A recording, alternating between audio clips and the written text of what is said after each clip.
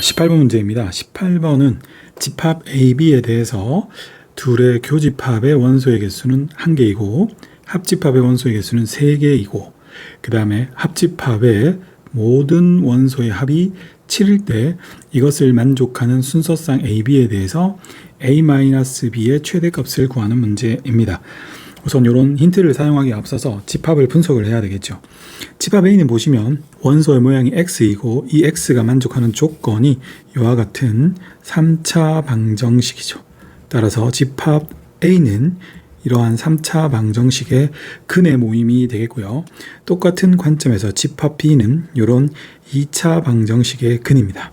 그럼 우리가 이 집합 A를 구하기 위해서 이 3차 방정식을 한번 풀어보도록 할게요. 3차 방정식은 근의 공식도 없고 오로지 풀려면은 인수분해가 되어야만 되잖아요. 그래서 이게 인수분해가 가능한지 이렇게 한번 살펴보면 x에다가 우리 1을 대입할 경우 1-a-3 플러스 3a 플러스 2-2a라서 a가 이렇게 사라지고 1-3, 2도 사라져서 0이 되죠. 따라서 이 식은 이렇게 인수분해가 된다는 것을 알 수가 있습니다. 이걸 불러오면 1을 넣어서 0이 되니까 인수 정리해서 이게 나오고 이 뒤는 어떻게 조립제법을 사용을 하거나 아니면 암산을 해서 이렇게 빠르게 만들어 보도록 할게요. 그럼 여기가 마이너스에 a 플러스 2에 이런 식이 돼요.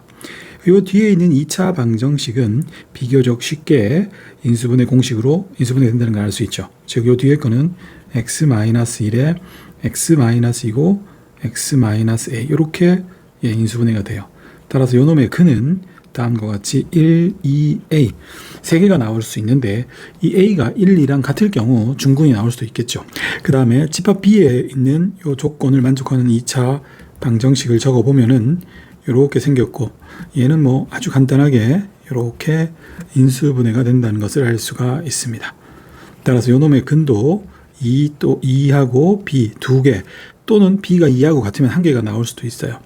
자, 이제 우리가 원소의 개수에 대한 이야기를 해야 되니까 간단하게 벤 다이어그램을 한번 그려보면 여기 이제 집합 A가 있고요. 그 다음에 여기에 집합 B가 있는데 이 둘은 그 어떠한 경우도 둘 다 원소 2를 가지고 있으니까 이 교집합에 해당되는 원소는 2라는 것을 알 수 있고 이거는 교집합의 원소의 개수가 1개니까 이 교집합의 영역은 2 말고 다른 애가 들어올 수 없어요. 그러면 집합 A에 남는 1하고 A는 여기에 올 수 있고 집합 B에 있는 이 원소 B는 이렇게 오겠죠. 근데 만약에 이렇게 집합이 구성된다면 이 벤 다이어그램에서 우리가 이것의 합집합의 원소의 개수는 몇 개입니까? 하나, 둘, 셋, 4개가 되니까 문제에서 3개가 되라는 거에 모순이 되죠. 따라서 이렇게 펼쳐지지 않습니다. 그럼 이제 어떤 가능성을 생각해 볼 수 있을까요? 그 가능성을 생각하는 게 이 문제의 핵심입니다. 이렇게 벤 다이어그램을 다시 봤을 때 우리가 생각할 수 있는 상황은 합집합의 원소의 개수가 3개여야 되니까 여기가 1A2가 아니고 이 A가 이제 중복이 돼야겠죠. 즉 A가 중복이 된다는 건 원래 A가 있는데 이 A가 없이 이렇게 표현되어야 되니까 A가 1일 수도 있겠고 2일 수도 있겠죠.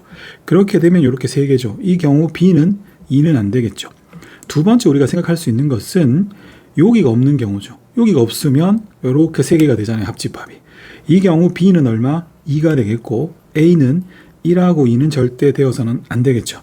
우리는 이렇게 두 가지 경우를 생각해 볼 수 있을 것 같아요. 이해되세요? 그럼 이걸 갈라서 한번 풀어볼게요. 즉 첫 번째 상황은 A가 1인 경우입니다. A가 1이 되면 집합 A를 다시 적어보면 A가 1이니까 1, 2 이렇게 2개 나오고 그 다음 집합 B는 이제 이 스몰 b가 2가 되면 안 된다고 했으니까 이 2하고 B 이렇게 2개죠. 그래서 합집합 3개가 되겠죠. 자, 이제 이 상태에서 우리가 합집합을 한번 생각해 보면 1, 2하고 B죠.